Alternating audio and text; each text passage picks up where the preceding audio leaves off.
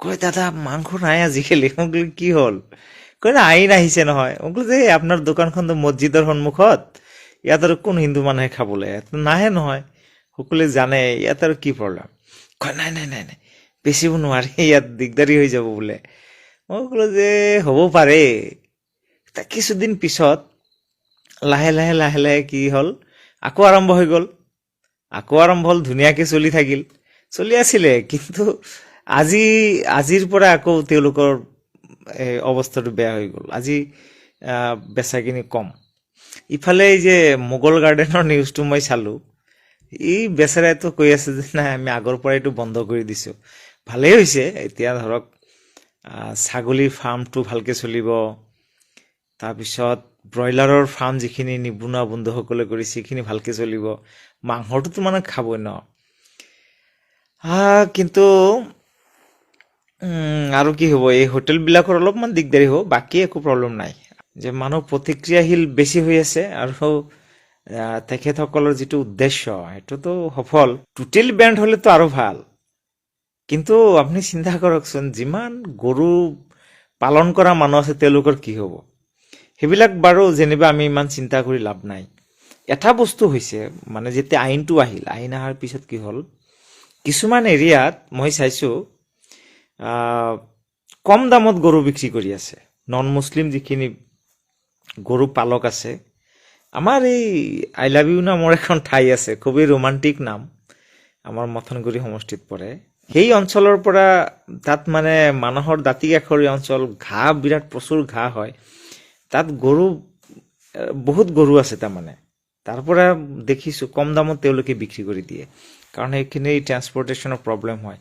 আমাৰ শালবাৰী অঞ্চলতো একেই অৱস্থা, কম দামত বিক্ৰী কৰি দিয়ে। আৰু সেইখিনি খালি ব্যৱসায়ীসকলৰহে লাভ বেছি। ইয়াত আকৌ মাংসৰ দামটো তেওঁলোকে বেছিকৈ লয়, এই নাই নাই বেচিব নিদিয়ে। ফেৰিৱালাসকলে আহি ঘৰে ঘৰে দি থৈ যায় মানে, আৰু তেওঁলোকে অলপ দামটো বেছিকৈ লয়। 300 টকাৰ বস্তুৰ এতিয়া 500 550 মান হৈ গ'ল।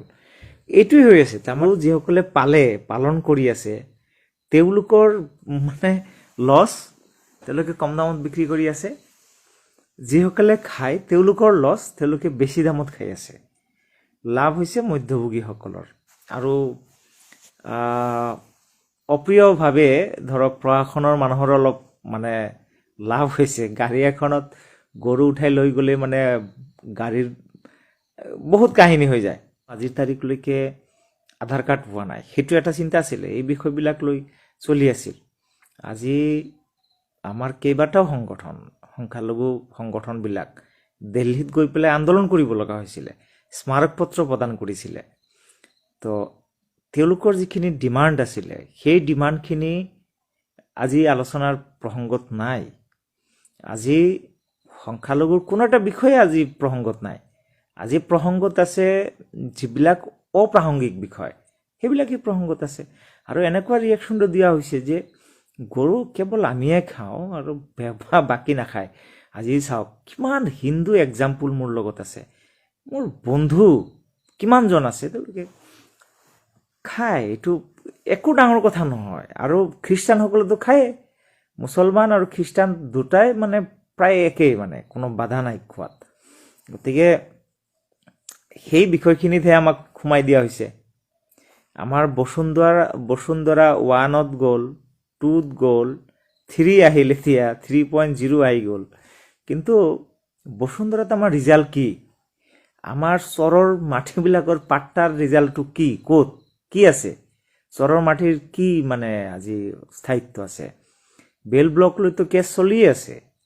আৰু বনভূমি বুলি কৈ পেলাই আপোনাৰ কিমান মেদিপাট্টা থকা মানুহ উচ্ছেদ হৈ গ'ল, কিমান মানুহ এতিয়া ৰাজপথত আছে, কিমান ছাত্ৰ ছাত্ৰী মুকলি আকাশৰ তলত স্কুলবিহীনভাৱে আছে।